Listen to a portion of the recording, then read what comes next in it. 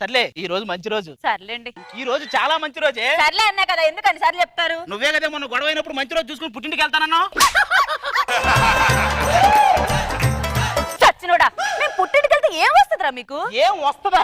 ఈ Dasara, Deepavali, new year ఇవన్నీ మాకు చిన్న పండగలే. మూరు పుట్టింటికి వెళ్తారు చూసావా, అదే చాలా పెద్ద పండగ. అసలు క్యాలెండర్ లో అన్ని పండగలతో పాటు పెళ్ళాం పుట్టింటికి వెళ్ళిందనే పండగ కూడా యాడ్ చేయాలండి.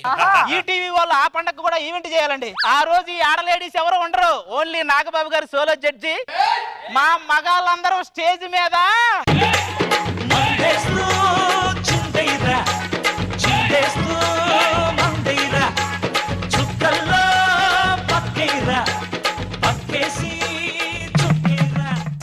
స్కోప్ లేదంటే మీరే స్కోప్ ఎత్తుకొని వచ్చారా?